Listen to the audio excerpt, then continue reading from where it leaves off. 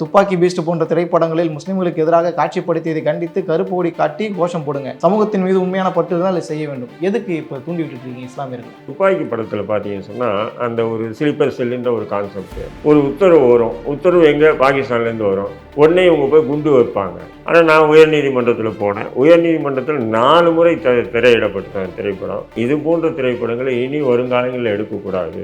Mass ஹீரோன்னு சொல்லக்கூடிய இவர்களே கைது பண்ணணும். அப்போ தான் இதை எடுங்க. ஏன்னா ஒரு சமூகத்தை திட்டமிட்டு இதில் விதமான ஒரு வன்மத்தை புகுத்தியிருக்காங்கன்னு நீதியரசர்கள் சொன்னாங்க. அப்போ ஒரு 2 வருஷம் கழிச்சு மறுபடியும் பேஸ்ட்ன்ற ஒரு படத்தை எடுக்கிறான்னு சொன்னால் அப்போ அவனுக்கு ஆணவம் தானே.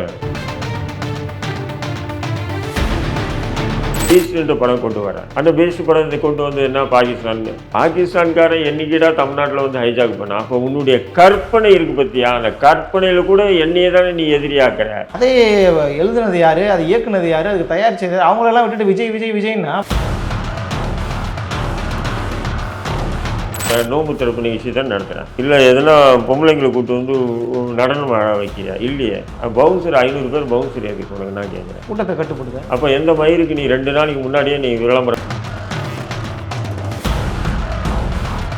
நோம்பு திறக்கிற இடத்துல போயிட்டு இதெல்லாம் பேசணும் எதிர்பார்த்தா இப்போ இதுக்கப்புறம் விஜய் பண்ணக்கூடிய எல்லா விஷயங்களுக்கும் தடரை மாவட்ட குறிப்பிட்டு தான் போய் பேசணுங்கிற மாதிரி தானே இருக்குது. அதாவது நோம்பு திறக்க நீ நோம்பு திறக்கிறதே எனக்கு பிடிக்கலையே. நீ என்னை ஒரு மோசமான ஆள் மீது சித்தரித்து யார் முடிவு பண்ணுறது? அது நோம்பு திறக்கூடாதுன்னு சொல்கிறத யார் முடிவு பண்ணுறது? நீ என்ன சொல்லிட்டு வந்த? தீவிரவாதி, பயங்கரவாதி, சமூக விரோதின்னு சொல்லி திரைப்படங்கள் மூலயமா அந்த நச்சு விதையை தூக்கிட்டே இன்னைக்கு திடீர்னு தொப்பியும் லுங்கியும் கட்டிக்கிட்டு அப்படியே சீனை போட்டால் உடனே நாங்கள் மயங்கி அப்படியே போய் உனக்கு ஓட்டு போட்டணுமா அல்லது உன் கூட சேர்ந்துடணுமா? உங்களுடைய பயான்கள்லாம் எப்படி எத்தனை மாணவர்கள் எத்தனை இளைஞர்கள் புல்லரிச்சு போய் கேட்குறான். ஆனால் நீங்கள் இன்றைக்கி ஒரு சாதாரணமான ஒரு கூத்தாடிக்காக இந்த அளவுக்கு கீழே இறங்கணும். நாங்கள் ஒரு சாதாரணமான கூத்தாடி கைத்தட்டி வரவேற்கலாமா இல்லையா? அப்போ அந்தளவுக்கு உலமாக்களுடைய நிலை என்ன? அவர் நம்ம பக்கம் வராருங்கிற ஒரு புரிதல் அந்த இமாமுக்கு இருந்திருக்கு. தடாரா போய் இல்லை அப்படி தான் புரிஞ்சுக்கிறது. அரசியல் ஏதாவது திரைப்பட வாழ்க்கையை ஒதுக்கிட்டு ஒரு அரசியலுக்குள்ள நான் முழுமையாக வர போறேன்னு சொல்லி நீ வாடா. நீ அந்த பிறகு நீங்க நான் என்ன சொல்றேன், நீ வா. இன்னும்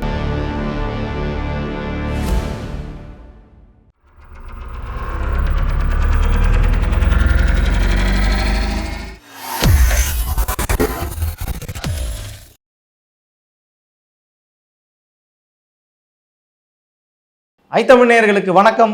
இன்றைய நேர்காணலில் நம்மோடு இணைந்திருப்பவர் INLP கட்சியினுடைய தலைவர் திரு தடா ரஹீம் அவர்கள். பல்வேறு அரசியல் நிகழ்வுகள் குறித்து நம்ம பேச இருக்கிறோம். வணக்கம். நேற்று விஜய் இஃப்தார் நோன்புலாம் திறந்தார்.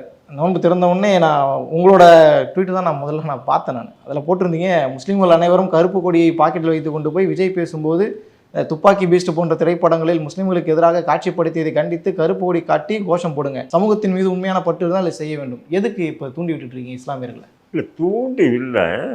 அதை நீங்கள் முதல்ல ஒரு விஷயத்தை என்னன்னு சொன்னால், இப்போ மற்ற சமூக அமைப்பு தலைவர்களும் சில சமூக முன்னோடிகளும் சிலர் பார்க்குற பார்வையும் நான் பார்க்குற பார்வையும் வித்தியாசம் நிறைய இருக்குது. ஏன்னா எல்லாரும் ஒரே பார்வையிலே விஜயை பார்க்க மாட்டாங்க. ஏன்னா நான் என்ன சொன்னீங்கன்னா, நான் ஒரு சிறையில் நீண்ட காலமாக சிறை கொடுமைக்கு ஆளான ஒரு நபர். நான் மற்ற தலைவர்கள் அப்படி ஒரு விசாரணை கூட ஆளாகாத நபர்கள் தலைவர்கள். அப்போ இந்த திரைப்படங்கள் மூலமா எந்த அளவுக்கு தாக்கத்தை ஏற்படுத்துது அப்படின்றத நம்ம பார்க்கணும். இன்றைக்கி பொதுவாக இன்றைக்கி பொது வெளியில் எப்படி ஆயிடுச்சுன்னு சொன்னால், எந்த ஒரு முஸ்லீமை கைது பண்ணி அவன் பாகிஸ்தானுக்கு தொடர்பு இருக்குது, ஆப்கானிஸ்தானுக்கு தொடர்பு இருக்குது, ISIக்கு தொடர்பு இருக்குது, அல்லது இந்த அமைப்பு அந்த அமைப்பு எந்த அமைப்புன்னு சொல்லி அவனை கைது பண்ணி உள்ளே தூக்கி போட்டாலும் கேட்கறதுக்கு நாதி இல்லை இன்றைக்கி இருக்கிற சூழல். அதாவது அதுக்கு இரவு வரலையும் பார்த்திங்கன்னா ஒரு 2 பேரும் ஒன்றா ஒரே தட்டில் கூட சாப்பிட்டுருப்பாங்க, ஒரே வீட்டில் கூட தங்கியிருப்பாங்க. ஆனால் அடுத்த நாள் அந்த முஸ்லீமை கைது பண்ணும்போது, என்னடா நம்ம கூட சாப்பிட்ருந்தான், நம்ம கூட ஒன்றாவே சுற்றி இருக்கான், அப்படி இருக்கும்போது இவன் இந்தமாரி ஒரு வழக்கில் சம்பந்தம் இருக்காது, இது முழுக்க முழுக்க போய் தான் அப்படின்னு பொது வெளியில் பேசுறதுக்கு கூட இன்றைக்கி ஆள் இல்லை. பாடுறா, நேற்று நம்ம கூட உட்காந்து சாப்பிட்டான்டா, சொல்லவே இல்லைடா, இன்றைக்கி பார்த்தா இவ்வளோ தொடர்பு வச்சுருக்காண்டா அவன் அப்படின்ற ஒரு சொல்லக்கூடிய ஒரு நிலை இன்றைக்கி உருவாகிருக்குன்னா அதுக்கு இந்த திரைப்படங்கள் தான் காரணம். அது விஜய் மட்டும் இல்லை, கமலஹாசன் உட்பட நிறைய பேர் நடிச்சிருக்காங்கன்னு வச்சுக்கோங்க. கமல், விஜய், அப்புறம் வந்து அர்ஜுன், இதே மாதிரி நிறைய இருக்குது. ஆனாலும் விஜய் திரைப்படங்கள் துப்பாக்கி படத்தில் பார்த்தீங்கன்னு சொன்னால் அந்த ஒரு ஸ்லீப்பர் செல்லுன்ற ஒரு கான்செப்ட்டு, அது எப்படின்னு சொன்னால் எங்கெங்கேயோ வேலை செய்வாங்க. அதாவது துணிகளில் வேலை செய்யலாம், பங்குகளில் வேலை செய்யலாம், செருப்புகளில் வேலை செய்யலாம். ஒரு உத்தரவு வரும். உத்தரவு எங்கே? பாகிஸ்தான்லேருந்து வரும். உடனே இவங்க போய் குண்டு வைப்பாங்க. இவங்க போய் குண்டு வைத்து பல ஆயிரம் பேரை கொல்லுவாங்க அப்படின்ற ஒரு கான்செப்ட். இது எவ்வளோ ஒரு கொடுமையானது அது. அந்த அப்போது சாதாரணமாக இங்கே வந்து இஸ்லாமியர்கள் பார்த்திங்கன்னா வேலைவாய்ப்பு, கல்வி, வேலைவாய்ப்பு, தொழில் எல்லா வகையிலுமே பின்தங்கி இருக்காங்களா இல்லையா? அப்படி இருக்கும்போது இது போன்ற திரைப்படங்கள் வந்துன்னா அந்த அன்றாட கூலி வேலை செய்யக்கூடிய அந்த நபர்கள், ஆண்களுடைய நிலையை கொஞ்சம் நினச்சி பாருங்கள். அப்போது எல்லாமே ஒட்டு மொத்தமாகவே இஸ்லாமியர்களை டார்கெட் பண்ணி அந்த படம் எடுக்கலாம். அப்போ அந்த படத்துக்கு எதிர்ப்பு தெரிவிக்கிறோம், கடுமையான எதிர்ப்பு தெரிவிக்கிறோம். எதிர்ப்பு தெரிவிக்கும் போது என்ன பண்ணுறாங்க, ஊடால இந்த இஸ்லாமிய அமைப்புகள் தான் இருக்காங்களே, இவங்களுக்கு தலையும் புரியாது, வாழும் புரியாது. ஆனாலும் நாங்கள் தான் பெரிய தலைவர்னு சொல்லி உலகக்கூடிய நபர்கள் நிறைய பேர் இருக்காங்க. அவங்க இதே மக்கா பள்ளிவாசலில் தான் என்ன பண்ணுறானுங்க, போய் உட்காந்துக்கிட்டு இவங்க ஒரு முடிவு பண்ணி அறிவிச்சுறாங்க. இல்லை அந்த படத்தில் சில காட்சிகள் நீக்கப்பட்டு அதெல்லாம் படம் ஓடுறது எந்த ஆட்சேபனையும் இல்லைன்னு. ஆனால் நான் உயர்நீதிமன்றத்தில் போனேன். உயர்நீதிமன்றத்தில் 4 முறை திரையிடப்பட்டிருக்கேன் திரைப்படம். அது நீதியரசர் பானுமதியும் நீதியரசர் சசிதரனும் வந்து தீர்ப்பே சொல்கிறாங்க. என்னன்னு சொன்னீங்கன்னா, இது போன்ற திரைப்படங்களை இனி வருங்காலங்களில் எடுக்கக்கூடாது. எடுத்தாங்கன்னு சொன்னால் இந்த மாதிரி, அதாவது மாஸ் ஹீரோன்னு சொல்லக்கூடிய இவர்களே கைது பண்ணணும். அப்போ தான் இதை வந்து எடுங்க. ஏன்னா ஒரு சமூகத்தை வந்து திட்டமிட்டு இதில் வந்து ஒரு விதமான ஒரு வன்மத்தை புகுத்தியிருக்காங்கன்னு நீதியரசர்கள் சொன்னாங்க. அப்போ ஒரு 2 வருஷம் கழிச்சு மறுபடியும் பேஸ்ன்ற ஒரு படத்தை எடுக்கிறான்னு சொன்னால் அப்போ அவனுக்கு ஆணவம் தானே, எவ்வளோ பெரிய ஆணவம். ஏன்னா இதெல்லாம் வந்து மற்ற சமூகம் இப்போ சோசியல் மீடியாவில் வந்து எல்லாருமே என்ன சொல்கிறாங்க, ஏன் இவருக்கு மட்டும் இவ்வளோ பொத்திக்கிட்டு வருது, இந்த கேள்வி கேட்பேன். ஏன்னா அந்த படம் துப்பாக்கி படத்தின் போது போராட்டம் பண்ணது நாங்கள், வேறு எந்த அமைப்பும் எந்த ஒரு அமைப்பும் பண்ணல. அதேமாரி துப்பாக்கி படத்தை வந்து நீதிமன்றத்திலே கொண்டு போய் வழக்காடி அதுக்கு ஒரு சரியான நீதி வாங்கினது நாங்கள். அது எங்களுக்கு தெரியும், அந்த வலி வேதனை இருக்குது பற்றி அது எங்களுக்கு தெரியும். ஆனால் தான் நாங்கள் என்ன பண்ணுறோம், அந்த விஜய் மேலே காரணம் பண்ணோம். அப்போ நான் என்ன சொல்கிறேன், இன்றைக்கி இருக்கிற நிலைமையில் அது வேஸ்ட்டே தான். வேஸ்ட்டில் என்ன, பாகிஸ்தான் தீவிரவாதி வந்து மஹாலை ஹைஜாக் பண்ணிடுவாங்களாம், இவர் சண்டை போட்டு அவர் மீட்பாராம். அப்படி அவருடைய அசால்ட்டாக தூக்கிட்டு போவாங்க. ஒரு குழந்தைய கூட தூக்க முடியாது, எவ்வளோ பெரிய பயில்வானால இருந்தாலும் குழந்தைய கூட தூக்க முடியாது. ஆனால் இவர் என்ன பண்ணுவார், அசால்ட்டாக இந்த கையில் ஒரு ஆள் இந்த கையில் ஒரு ஆள் தூக்கிட்டு போவார். இது என்ன சொல்கிறாரு, பாகிஸ்தான் தீவிரவாதி. சரி, பாகிஸ்தான் தீவிரவாதி என்னைக்கு தமிழ்நாட்டில் வந்து மஹாலை ஹைஜாக் பண்ணான் சொல்லுங்கள். இல்லை, ஒரு படத்தில் நீங்கள் சொல்ல போல துப்பாக்கியாக இருந்தாலும் சரி, பீஸ்டாக இருந்தாலும் சரி, ஒரு திரைப்படம் ஒரு கதை எடுக்கிறாங்க. அந்த கதையில் சில காட்சிகள் ஒரு சமுதாயத்தை பாதிக்குது அப்படின்னா நம்ம அதை பதிவு பண்ணுறோம், அவங்க அது மன்னிப்பு கேட்குறாங்க. அதெல்லாம் அதில் கடந்து முடிச்சிருக்கலாம்ல. இன்னைக்கு வரைக்கும் அதை நீங்கள் திரும்ப திரும்ப திரும்ப பேச காரணம் என்ன? அப்போ உங்களுக்கு ஏதோ அவ ஏங்க மன்னிப்புன்னு கேட்கல இல்லை, இன்னும் அதை தான் கேட்குறேன், மன்னிப்பு கேட்கல இல்லை. அதே எழுதுனது யாரு, அது இயக்குனது யாரு, அதுக்கு தயாரிச்சது அவங்களெல்லாம் விட்டுட்டு விஜய் விஜய் விஜய்னா அப்புறம் எப்படி அவர் ஒன்றும் மன்னிப்பு? அதாவது நீங்கள் சொல்கிறீங்க முசமில் கரெக்டு, அது சாதாரணமான ஒரு கதாநாயகன் கதாநாயகி ஒரு திரைப்படத்துக்கு உண்டான விஷயம். ஆனால் விஜய் அஜித் போன்ற மாஸ் ஹீரோக்கள் இல்லைன்னா இவனுங்க என்ன முடிவு பண்ணுறாங்க அதுதான் கதை. இவனுங்க முடிவு பண்ணுறது தான் இசை அமைப்பாளர், இவங்க முடிவு பண்ணுறது தான் நாயகி, இவனுக்கு முடிவு பண்ணுறது தான் தயாரிப்பாளர் கூட. புரியுதுங்களா? தயாரிப்பாளர் கூட அவனுங்களா வர முடியாது, இவனுங்க முடிவு பண்ணுறது தான் தயாரிப்பாளர் கூட. இப்படி வந்து இது வந்து திட்டமிட்டு இவங்க ஒரு விதமான ஒரு இது நடத்திட்டு இருக்காங்க, அதிகார ஆதிக்கத்தை வந்து சினிமா துறையில் புகுத்திட்டு இருக்காங்க. அதை நீங்கள் சொன்னீங்கன்னா வேறு நடிகர் அப்படி சொல்லலாம், அவங்க என்னங்க பண்ணுவாங்க பாவம், இயக்குனர் சொல்லிட்டாரு. இல்லை, கடந்த காலத்தில் 90களில் அந்த 80கள்லாம் பார்த்தீங்கன்னா விஜயகாந்த் எடுத்த எல்லா படமும், அர்ஜுன் எடுத்த எல்லா படமும் பாகிஸ்தான் தீவிரவாதி தான். அதையெல்லாம் நம்ம இன்னைக்காவது ரோட்ல நின்று கண்டனம் தெரிவிச்சு போராட்டம் நடத்தி எதுவுமே பண்ணோமா? இல்லை, அது விஜய்னு மட்டும் ஏன் நீங்கள் பண்ணுறீங்க? இது விஜயகாந்த் நடிக்கும் போதும் சரி,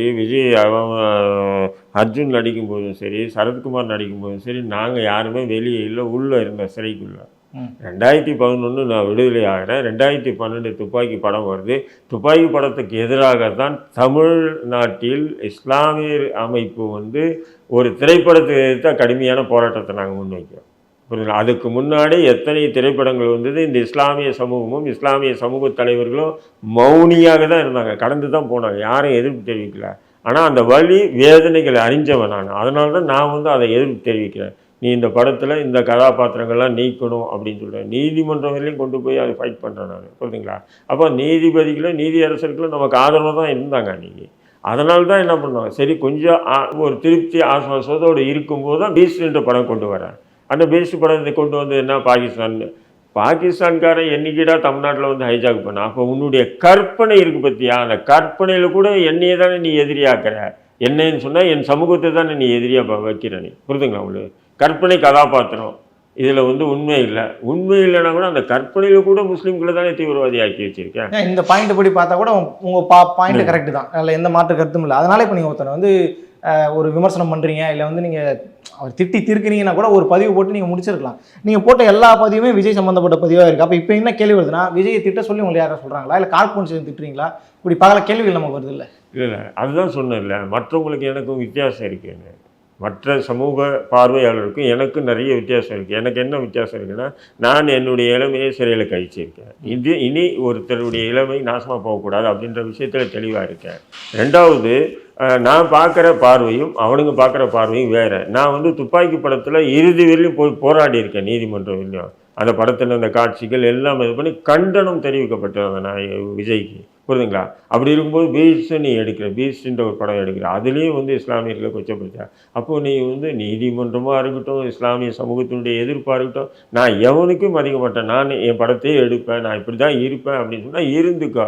இன்றைக்கி என்ன புது அவதாரம், இதுதான் என்னுடைய கேள்வி. மற்றவங்க வந்து கண்டிக்கிறதுக்கு எதிர்ப்பு தெரிவித்து நேற்று கண்டிச்சிருப்பான், இன்றைக்கி விஜய் கூட ஒரு ஃபோட்டோ கிடைக்குமா, இல்லை விஜய் கூட கை குலுக்குமா, இல்லை விஜய் அந்த நிகழ்ச்சியில் நம்ம கலந்துக்குவோமா அப்படின்ற பெருமை பேசக்கூடிய தலைவர்கள் நிறைய பேர் இருக்காங்க. பக்குவப்பட்டுதான் நினைச்சீங்க விஜய்? பக்குவப்பட்டாங்க. எப்படி விஜய் வந்து பக்குவமாயிட்டாருன்ற மாதிரி எடுத்துக்க வேண்டியதானே? அரசியல் கட்சி ஆரம்பித்த பிறகு நீங்கள் சொன்னது போல இஸ்லாமியர்களுக்கு எதிராக செயல்படுறாரு விஜய்னு சொன்னவர், இன்னைக்கு பார்த்தீங்கன்னா இஸ்லாமியோட தோளோட பக்கத்தில் உட்காந்து நோம்பு திறக்கிறாரு. அப்படியே அந்த கைலி தொப்பிலாம் பார்க்கும்போது ஒரு அசல் இஸ்லாமியர் மாதிரி இருக்காரு இல்லையா? நான் அதை தான் சொல்கிறேன். எழுந்து இதேமாரி திரைப்படங்களை இது போன்ற நான் எடுத்தேன்.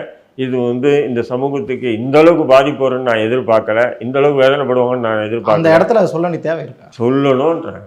அதனால் அரசியல் களமா இல்லை, நான் என்ன சொல்கிறேன், சொல்லணும்னா என்ன தப்புன்றேன். நான் நீ என்ன அவ்வளோ பெரிய அப்பா நோம்பு திறக்க போகிறோம், நோம்பு திறந்துட்டு எல்லாரும் வந்ததுக்கு நன்றி வாழ்த்துக்கள்னு சொல்லி முடிச்சுட்டு வராங்க. ஏங்க உனக்கு குறையே என்ன வைக்கிறோம், அதுதான் நீங்கள் குற்றச்சாட்டே வைக்கிறோம்.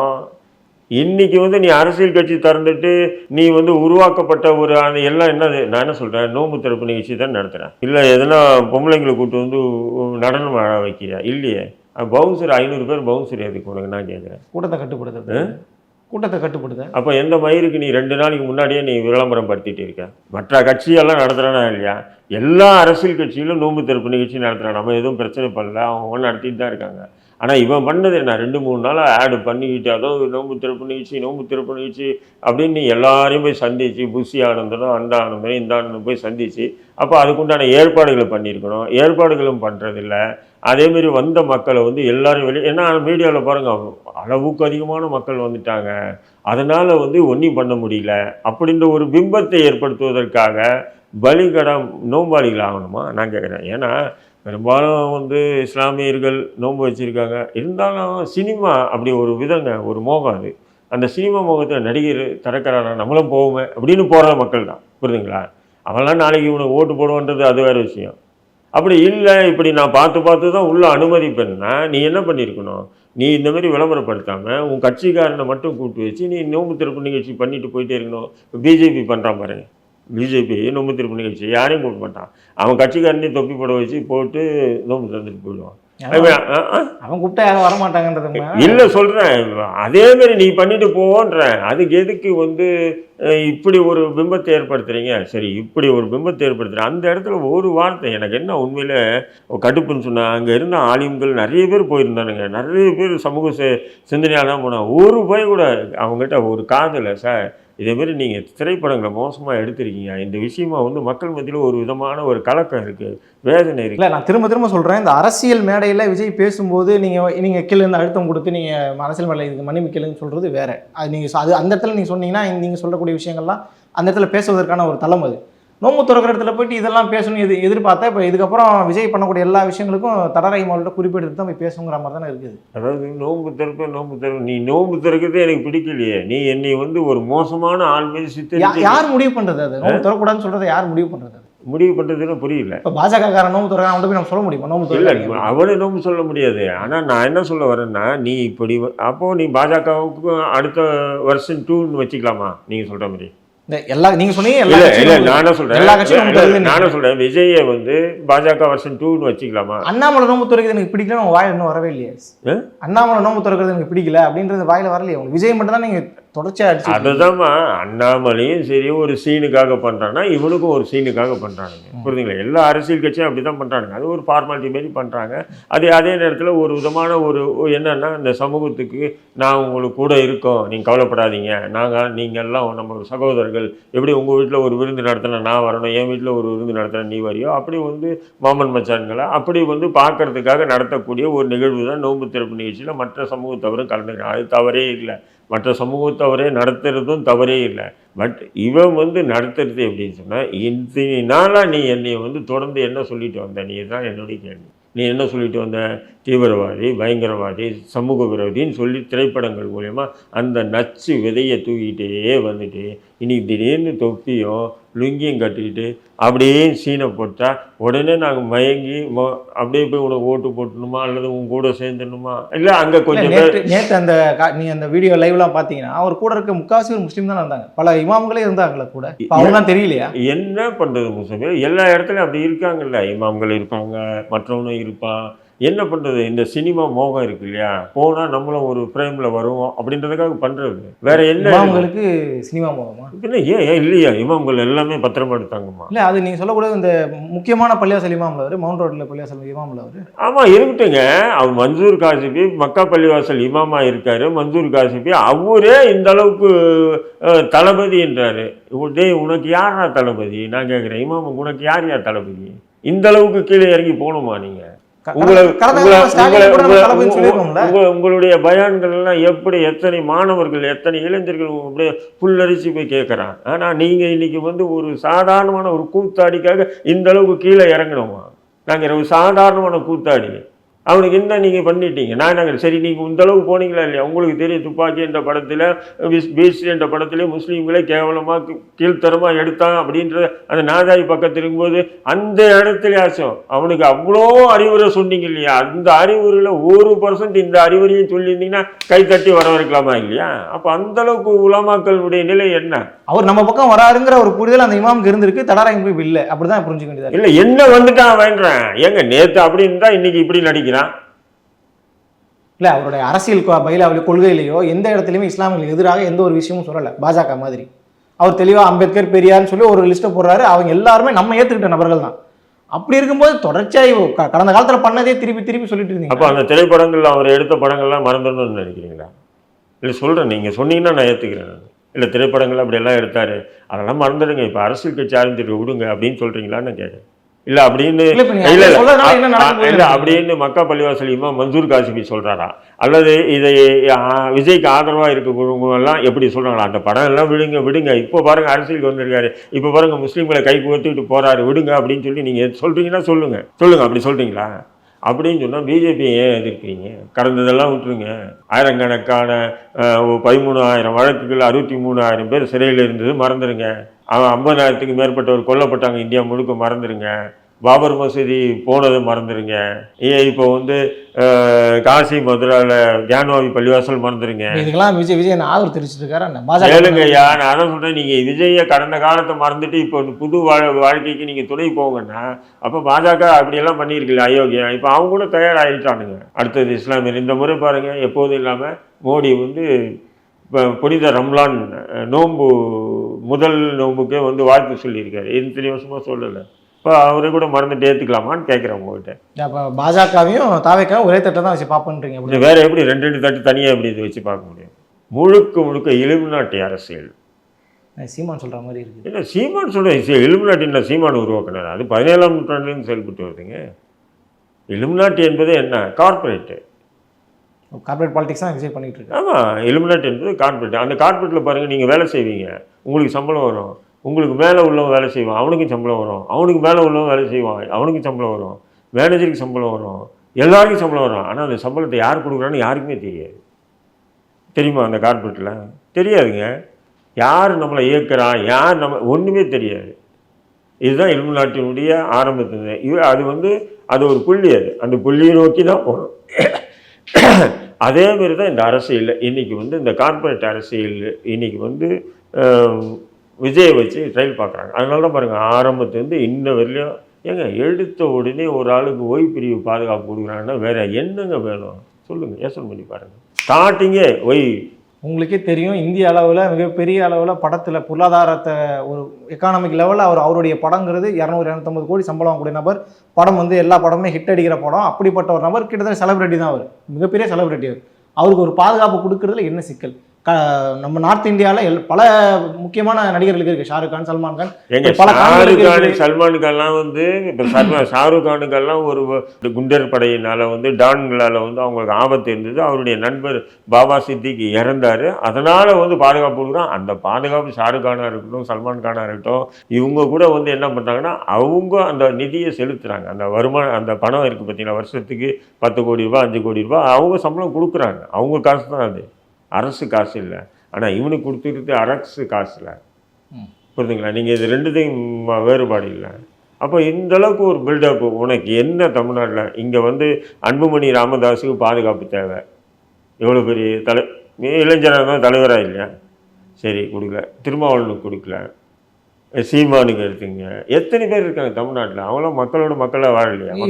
பாஜக நோக்கி கேட்கலாம்ல, ஏன் பாதுகாப்பு திடீர்னு ஏன் பாதுகாப்பு கொடுக்கணுங்கிற பாஜக நோக்கி கேட்க வேண்டிய கேள்வியெல்லாம் விஜய் நோக்கி கேட்டுட்டு இருந்தா எப்படி? அது இல்லைப்பா, ஏன் விஜய் அதை எனக்கு வந்து பாதுகாப்பு கொடுத்துருக்கீங்க, எனக்கு என்ன மயிரிடா பாதுகாப்பு கொடுக்குறீங்க, ராஜிமா இது பண்ண வேண்டியது, கேன்சல் பண்ண வேண்டியது. நீயே முடியல. திரைப்படத்தில் 100 பேர் அடிப்பாங்க, நீ சிங்கிளாக நின்று அடிப்ப. இங்கே நீ என்ன பண்ணுற? 100 பேரை வச்சு நீ உன்னை பாதுகாத்துக்கிற. திரைப்படம் அதுதான் திரைப்படமும் இயல்பான வாழ்க்கை இல்லையா? அப்போது இதுதான் உன்னுடைய யதார்த்தம் போது உனக்கு ஓய்வு பிரிவு எதுக்கு நாங்கள் நீ என்ன பண்ணுவோம்? உடனே போய் எழுதி கொடுங்க, எனக்கு ஓய்வு பிரிவு வானன்னு எழுதி கொடு. இப்போ வரைக்குமே ப்ரொசீஜர் முடியல, இன்னும் அதுக்கான ஆட்கள்லாம் இன்னும் நியமிக்கப்படலைன்ற மாதிரி தான் சொல்லிட்டு இருக்காங்க. அதுக்குள்ள ஏன் இவ்வளோ புரியல? இன்னும் வைப்பிரிவே அவருக்கு இன்னும் ப்ரொசீஜராக இன்னும் முடியல. அவருக்கான எந்தெந்த காவலர்கள் அசைன் பண்ணணுன்ற மாதிரி எந்த ஒரு விஷயமும் இல்லை. அவங்க தரப்புல இருந்து இன்னும் நமக்கான ப்ராப்பரான எல்லாம் வந்துச்சு. நேற்று கூட வந்துருந்தாங்க அந்த ஒய்பிரிவு, நேற்று கூட வந்திருந்தாங்க. அப்போது எந்த அளவுக்கு இது ஒரு கார்ப்பரேட் அரசியல். இந்த கார்ப்பரேட் அரசியலில் வந்து நீங்கள் நோன்பு வச்சுக்க, நோன்பு தர, அது யாரோ செய்கிறாங்க விஷயம். இப்போ திருமாவளவன் கூட தான் டெய்லி பணக்காரனை போய் எங்கே இருக்கிற பணக்காரனையும் கூட்டு வச்சு ஒவ்வொரு இடத்துல நோன்பு திறந்து அவர் ஒரு அரசியல் பண்ணுற மாதிரி நீனும் பண்ணுற. வேறு மாற்று கருத்தில் அப்படி தான் பார்க்குறேன் நான். ஆனாலும் நீ என்னை பற்றி கொச்சைப்படுத்துறதுக்கு, கேவலமாக பேசுனதுக்கு, என்னை தீவிரவாதி பயங்கரவாதியாக சித்தரித்து இந்த பொது சமூகத்தில் விதைச்சதுக்காக ஒரு ஆப்டால் ஏதோ நீங்கள் நாங்கள் மன்னிக்கவே மாட்டோம், நீ அப்படி தான் அப்படின்னு நாங்கள் சொல்ல. நீ மன்னிப்பு கேட்கறதுக்கு நீ தயாராக இல்லை. உயர்நீதிமன்றம் இதுதான் சொல்லிது துப்பாக்கி படத்தின் போது. நீங்கள் கடைசி என்ன எதிர்பார்க்குறீங்க? திரைப்படத்தே வந்து அப்படின்னு கேட்கும்போது நான் சொன்ன ஒரு சாதாரண மன்னிப்பு கேட்குறவங்க அவங்க இனி இது போல் எடுக்க மாட்டேன்னு சொல்லணும். இந்த படத்தை வெளியிடுறதுக்கு முன்னாடி வந்து ஒரு கார்டு ஒன்று போடணும். அதில் என்னென்னா இது முழுக்க கற்பனையே தவிர, இது கற்பனை கதாபாத்திரமே தவிர உண்மை கதை இல்லைன்றது வரணும் அப்படின்னு சொன்னேன். நீதியரசு அப்படியே தீர்ப்பாக சொன்னாங்க. நான் எங்கிட்ட கேட்டுட்டு ஓப்பன் கோர்ட்டில் கேட்குறாங்க, என்ன எதிர்பார்க்குறீங்க நீங்கள்? இது பண்ணால் போதும், அந்த படத்தையே நிப்பாட்டின்னு சொல்லலை. அந்த படம் ரிலீஸ் அந்த பேர் வந்த பிறகு இப்படி வரணும். என்னென்னா இது முழுக்க கற்பனை கதாபாத்திரம், இது உண்மை கதை இல்லைன்னு போடணும். ரெண்டாவது, அந்த நடிகர் ஒரு ரெக்வெஸ்ட், அதாவது நடிகரோ அந்த இது சார்பாக ஒரு மன்னிப்பு கேட்கணும். தீர்ப்பு சொல்லி கூட நீ மன்னிப்பு கேட்கலன்னு சொன்னால் நீ இன்னும் அவ்வளோ பெரிய அப்பா டக்கரான்னு நான் கேட்குறேன். பணம் இருக்குது, திரை பிரபலம்ன்றதுனால ஒரு விதமான ஒரு இது இருக்குது, மீடியா பவர் இருக்குது. இதை தவிர வேறு என்னடா? நீ செத்தாலும் அதே பண்ணுதான், நான் செத்தாலும் அதே பண்ணுதான். இல்லை, அவர் இந்த இந்த இந்த இயரோட ஒரு படத்தையே நிறைவு செஞ்சு முழு அரசியலுக்குள்ளே வரப்போகிறார். அவர் அரசியல், அதாவது திரைப்பட வாழ்க்கையே ஒதுக்கிட்டு ஒரு அரசியலுக்குள்ள நான் முழுமையாக வரப்போறேன்னு சொல்லி நீ வாடா. அந்த பிறகு நீங்க நான் என்ன சொல்றேன், நீ வா, இன்னும் தேர்தல் வரட்டும். தேர்தல் நேரத்தில் நீ வந்து பிரச்சாரத்துக்கு வருவ. அந்த பிரச்சாரத்தில் ஒவ்வொரு கூட்டத்திலையும் நான் உனக்கு கேட்குற கேள்விக்கு செருப்பால் அடிக்கிற மாதிரி அப்போ உனக்கு புரியும். உனக்கு இப்போ உனக்கு புரியாது. சில தொப்பி போட்ட, தாடி வச்ச, அல்லது ஏதோ ஹிஜாப் போட்ட பெண்களை வச்சுக்கிட்டு நீ சீனை போட்டுட்டு இருக்க. இதெல்லாம் நினைச்சு நிற்காது. நிச்சயம் நான் உன்னை செருப்பால் அடிக்கிற மாதிரி உன்னையே கேள்விகளை எழுப்புவேன். நீ ஓய்வு பாதுகாப்பு இல்லை, ஜெட் பாதுகாப்பு இல்லை, ஒக்காமக்கா நீ எத்தனை பாதுகாப்பு பவுன்சரையும் வச்சுக்கிடா, நீ உன்னை செருப்படி சாணி கடிச்சு உன் மூஞ்சியில் ஊத்துறேன்டா நான். நிச்சயம் எங்கள் பசங்க செய்வாங்க. இது வந்து தேவையில்லாம வன்முறை வன்முறை இல்லை. அப்போ நீ மன்னிப்பு கேளு, அரசியல் இறங்கு. அப்புறமா இந்த சீன் காட்டு, நீ தொப்பி போட்டுக்கிட்டு கஞ்சி குடிக்குது இதெல்லாம் அப்புறம் சீன் காட்டு. நீ மன்னிப்பே கேட்க மாட்டேன்னு சொல்றேன்னா எந்த மயிருக்கு நீ இங்கே வர அப்படின்னா நீ மன்னிப்பே கேட்க வேண்டாம். எப்படி பிஜேபி இருக்கான் மன்னிப்பு கேட்குறானா? எவ்வளோ செலவு செஞ்சுட்டு நாங்கள் தான் செஞ்சோன்னு சொல்கிறோம்ல, அவங்ககிட்ட மன்னிப்பு கேட்க சொல்கிறோமா? சொல்ல. ஏன்னா அவனை நாங்கள் ஏற்றுக்கவே இல்லை. நீ நான் நம்பால் நீங்கள் நான்லாம் ஒன்று அப்படின்னு சொன்னா நீ மன்னிப்பு கேட்க மாட்டேன்னு சொன்னால் உனக்கு இருக்குது. வருது தேர்தல் நேரத்தில் என்ன நடக்கும் பாரு. நிச்சயம் வந்து நீ எவ்வளோதான் இருந்தாலும் சரி, உனக்கு எதிரான பிரச்சாரங்களாக இருக்கட்டும், உனக்கு எதிரான அத்தனை விஷயத்தில் இந்திய தேசிய கட்சி இறங்கும். ஏதோ வந்து இது நாங்கள்லாம் வந்து பாபாவன் மாணவர்கள், மற்றவங்க மாரி அரசியல் எங்களுக்கு தெரியாது புரியுதா? மற்றவங்க வந்து தொப்பி போட்டு தாடி வச்சுக்கிட்டு ஏதோ இந்த சீன் போட்டுக்கிட்டு இருக்கிறவங்க மாரி அரசியல்வாதி மாரி எங்களை நினச்சிக்காத. ஏதோ இந்த யூடியூப்லலாம் உட்காந்து பேசுகிறோம், இவரெல்லாம் வந்து சாதாரணமாக டீல் பண்ணலாம், அல்லது நம்மக்கிட்ட சில அல்ல கைங்களை இருக்குது, அந்த அல்ல கைங்களை வச்சு ஓட விடலாம். அந்த அல்ல கைங்களே கேட்டுப்பார், உங்கள்கிட்ட இருக்கிற சில அல்ல கைங்கள்கிட்டே கேட்டுப்பார் எங்களை பற்றி. அப்போ புரியும் அவனுக்கு. இப்போ விஜய் அடிக்கிறது மூலமாக தடாரையும் ஃபேமாவை ட்ரை பண்ணுறாரோ? இல்லை, என்னது ஃபேமஸ் ஆகிறதுக்கு ரொம்ப பார்க்குறாரோ? ஏன்னா விஜய் அடித்த நேரத்தில் நம்ம வீடியோ ரொம்ப பெருசாக போகும், நம்மளை பற்றி பேச. இல்லை, இதுக்கு முன்னாடி ரஹீம்னா உங்களுக்கு தெரியாதா? தடாரஹீம்னு தெரியாதா? இப்போ நீங்கள் அடிச்சுன்னா இன்னும் பெருசாகும்ல? இப்போ நீங்கள் விஜய் அடிச்சு இல்லை, இப்போ பொது தளத்தில் என்னை தெரியாதா யாருமே? நீங்கள் சொல்லுங்கள். தெரியும். அப்போ நான் ஏன் அவனை அடித்து இன்னும் பெரிய ஆள் ஆகணும்? இருக்கிறதே போதுங்க, மண்ணா போயிட்டே இருக்க வேண்டியதான். இப்படிங்கும்போது இன்னும் நான் வந்து அடையாளமே தெரியாது, யாருன்னு தெரியாது நீங்கள் சொன்ன மாதிரி இருந்தாலும் ரஹீம் வந்து இதுக்காக தான் பண்ணுறாருன்னு நீங்கள் சொல்லலாம். நம்ம இப்போவே எல்லாருக்கும் தெரியும், பொது வெளியிலே தெரிஞ்ச நபர் நான், எல்லாருக்கும் ஓரளவுக்கு தெரிஞ்ச. பேச வேண்டிய பிரச்சனைகளே மக்கள் இன்னைக்கு அதிருப்தியில் இருக்கக்கூடிய பல விஷயங்கள் இருக்குது. இப்போ பாலியல் குற்றச்சாட்டுகள், லா அண்ட் ஆர்டர் விஷயம், ஏகப்பட்ட விஷயம் இருக்குது. இதற்கெல்லாம் நீங்கள் பேச. அதெல்லாம் நான் பேசுவேன். இல்லை, அதெல்லாம் பேசுவேன். இல்லை, நான் அதெல்லாம் பேசவும் இல்லையா சொல்லுங்க. இன்னைக்கு தேதிக்கு விஜயோடைய சப்ஜெக்ட் தான் மிகப்பெரிய சப்ஜெக்ட். அது நான் என்ன சொல்றேன், இந்த நேரத்தில் நேற்று நடந்ததை இன்னைக்கு பேசுகிறோம், நாளைக்கு இதே பேசுவோம்னு சொல்ல முடியாது. நாளைக்கு என்ன பிரச்சனை இருக்கோ அந்த பிரச்சனையை பற்றி பேசுவேன், புரியுதுங்களா? நான் வந்து மற்ற விஷயங்கள் பற்றி, பொது விஷயங்கள் பற்றி எதுவும் பேசாத நபர் இல்லை. அது ஸ்ரீமதி வழக்கிலேருந்து இன்றைக்கி நடந்த, இப்போ சமீபத்தில் நடந்த டாக்டரை வந்து வெட்டின வழக்கு முதல் கொண்டு எல்லாமே நம்ம வந்து பேசிட்டு தான் இருக்கோம். ராமஜெயம் வழக்குலேருந்து எல்லாமே நம்ம பொது வெளியில் பேசிட்டு தான் இருக்கோம், புரியுதுங்களா? அதே மாதிரி தான் விஜய் விஷயத்தையும் பேசுகிறோம். அவன் திருந்தணும்னு சொன்னால் மன்னிப்பு கேட்கவே மாட்டேன் நான், அப்படி தான் அப்படின்னு சொல்லிட்டு ஒன்று யாராவது ஸ்க்ரூ பண்ணிட்டு இருந்தானா அந்த நாதாரிங்கக்கிட்ட நல்லா தெரிஞ்சுக்க, எங்களை பற்றி தெரிஞ்சு கேட்டுக்கிறோம். இதை வந்து சாதாரணமாக உன்னை விட மாட்டோம். தேர்தல் அப்போ பார்த்துக்கலாம். நீ இப்போ வந்து சீன் போட்டு பவுன்சர் வச்சு பண்ணுற மாதிரி தேர்தல் நேரத்துலையும் பண்ணு, இல்லை வீட்டில் உட்காந்து பிரச்சாரம் பண்ணு, பார்த்துக்கலாம். அப்போ குறைந்தபட்சம் விஜய் வந்து அவருடைய கடந்த காலத்தில் நடத்திய அந்த திரைப்படங்கள் மூலமாக இந்த பாதிப்பை ஏற்படுத்தியிருக்காரு. இந்த பாதிப்பு ஒரு மன்னிப்பு கேட்கணும், அவ்வளோதான் நான் எதிர்பார்க்கறது. அவ்வளோதான். எனக்கு அவனுக்கு வரப்பு பிரச்சனையாங்க. இல்லை 10 லட்சம் அவன் என்கிட்ட வாங்கியிருக்கேன்னா, இல்லை அவங்ககிட்ட நான் வாங்கியிருக்கேனா, என்ன பிரச்சனை எனக்கு அவனுக்கும்? எத்தனையோ கூத்தாடி மாரி அவனும் ஒரு ஆள், எத்தனையோ நடிகை மாரி அவனும் ஒரு ஆள், அப்படி தான் நம்ம பார்த்துட்டு போவோம்.